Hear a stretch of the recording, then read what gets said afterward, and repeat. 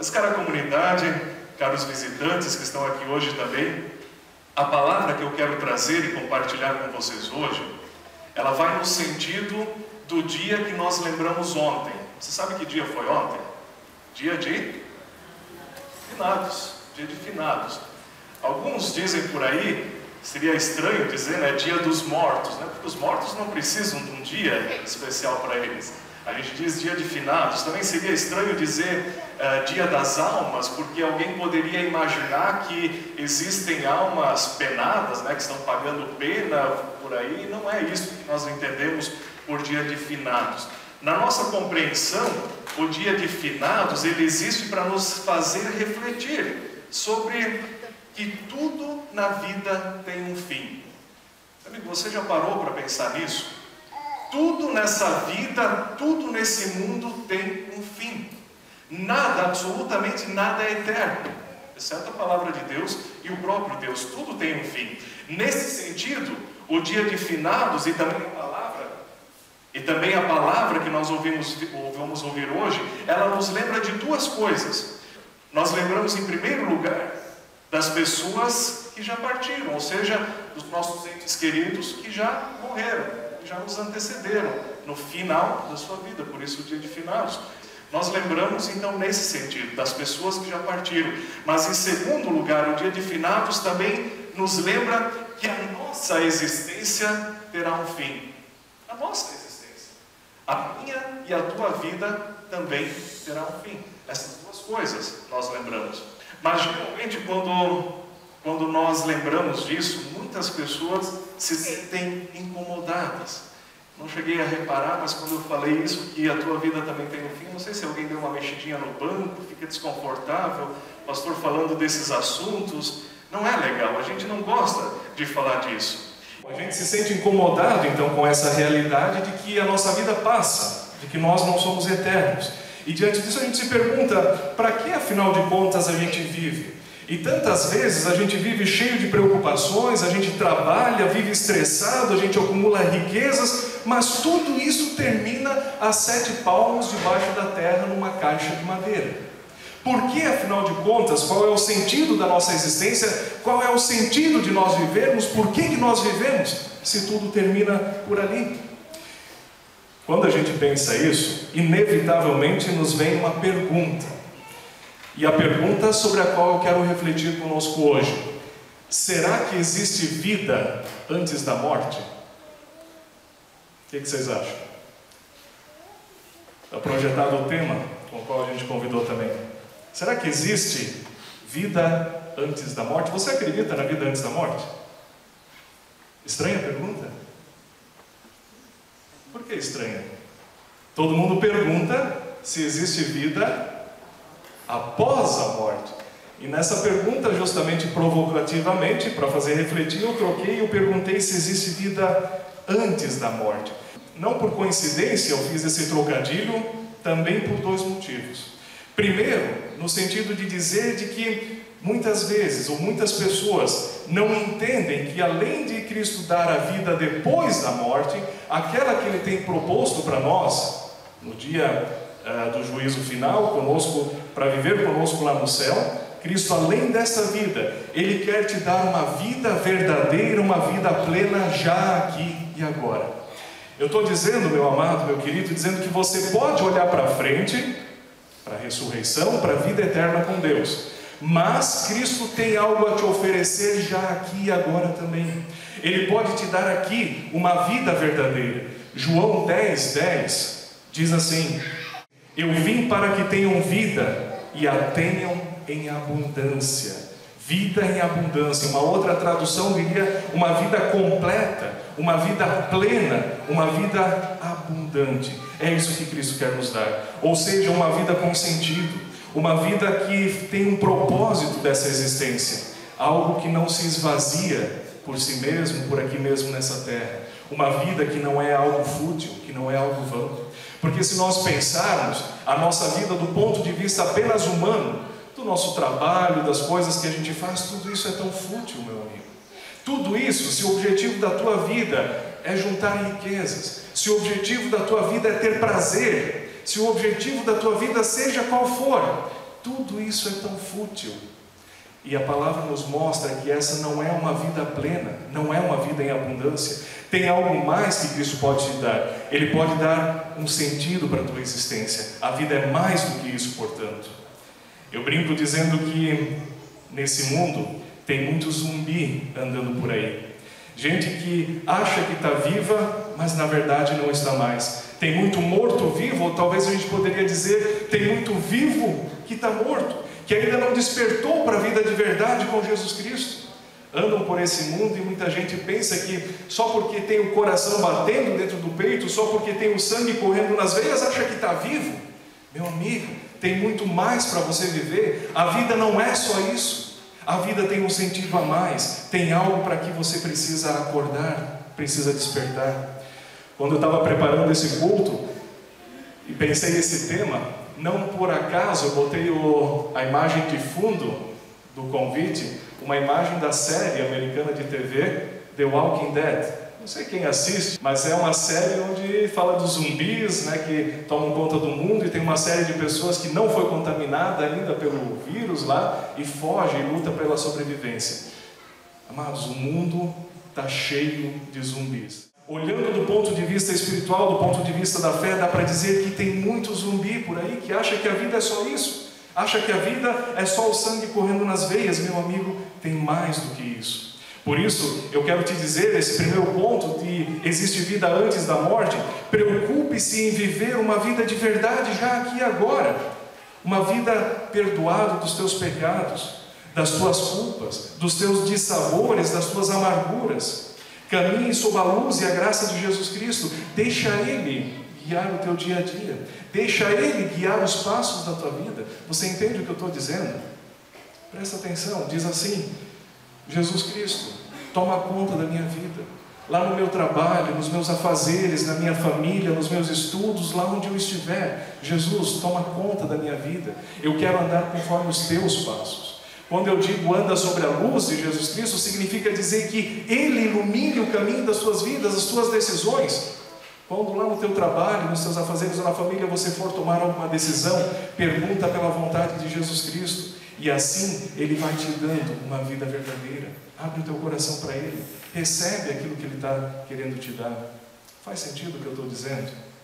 Eu às vezes penso assim que quando o pastor sobe no púlpito para pregar, parece assim que às vezes eu penso as pessoas fecham o ouvido, né? Então imagina que nós estamos tendo essa conversa, eu e você pessoalmente nos encontramos na estrada e eu estou te falando isso. Não pense que eu estou pregando, mas deixa essa palavra entrar no teu coração. Imagine essa realidade que eu quero te dizer. Não deixe essa decisão de caminhar com Jesus Cristo, de viver com Ele já agora, para amanhã. Pode ser tarde demais. Decida hoje caminhar com Jesus Cristo. Esse é o primeiro ponto, então, porque eu disse vida antes da morte. E o segundo ponto, eu digo porque a vida depois da morte, ela depende da vida antes da morte. Provocativa, a formulação, a pergunta do tema, pelo seguinte: o que vai determinar se você tem ou não a vida depois da morte, ou se essa morte vai ser com Deus ou não, é a vida agora, antes da tua morte. E é óbvio, né, que eu não estou falando, não quero aqui nem entrar no mérito da questão se existe vida depois da morte ou não. Eu já estou pressupondo, é ponto pacífico, é pressuposto, é óbvio que existe vida depois da morte. Se você acha que não, aí a gente teria que conversar, né? Alguém pode dizer, esses dias alguém me disse, mas ninguém nunca voltou de lá para saber se existe vida depois da morte ou não. Voltou sim. O meu patrão, o meu chefe, eu espero que seja o teu chefe, o teu Senhor também, voltou. Voltou e deixou escrito, deixou testemunhado para mim o que há depois da morte. E eu prefiro crer nele.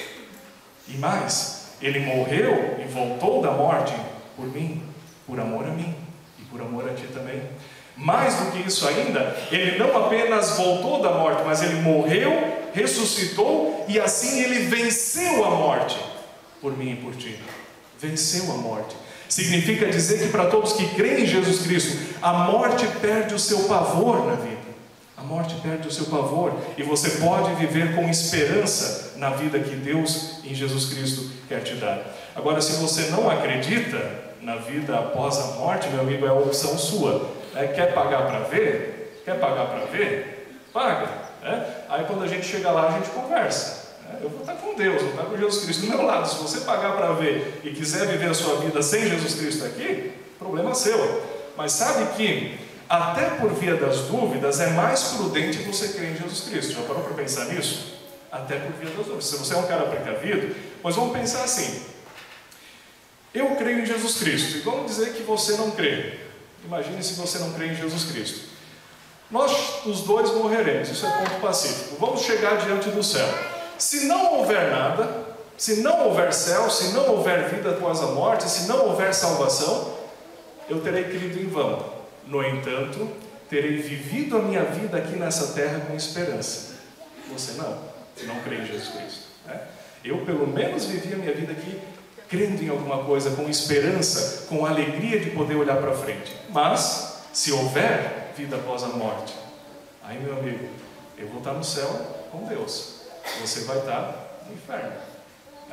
É mais prudente você crer em Jesus Cristo. É mais prudente você entregar a sua vida e seu coração a Ele, mas a decisão tua não pode ser forçado. Ninguém pode tomar essa decisão por você. Agora, eu vou deixar bem claro que quando eu digo que é pela vida antes da morte que se define a vida depois da morte, eu não estou me referindo à quantidade de coisas boas ou coisas más que a pessoa fez aqui nessa vida. Não estou me referindo se ela foi uma pessoa boa ou se ela foi uma pessoa má. Até porque seria difícil de medir, Temos a fábrica de balanças Linear, está aqui no braço do trombudo, mas eles ainda não medem a bondade de uma pessoa. Não descobriram essa fórmula ainda. Então, meu amigo, se você acha que é pelas coisas boas que você faz, que você depois da morte então vai ter a vida eterna, é complicado. Não tem uma balança que meça e, portanto, você nunca vai poder saber se fez coisas boas suficientes para a porta do paraíso, para a porta do céu estar aberta por ti. Eu prefiro confiar na graça de Jesus Cristo. Confiar que Ele fez tudo o que precisava ser feito por mim. E por isso as coisas boas que eu faço são em gratidão ao que Ele fez por mim. Quando eu chegar diante de Deus, na vida óbvia após a morte, como eu disse, eu não vou dizer para Deus, me deixa entrar pelas coisas boas que eu fiz. Mas Cristo vai estar do meu lado.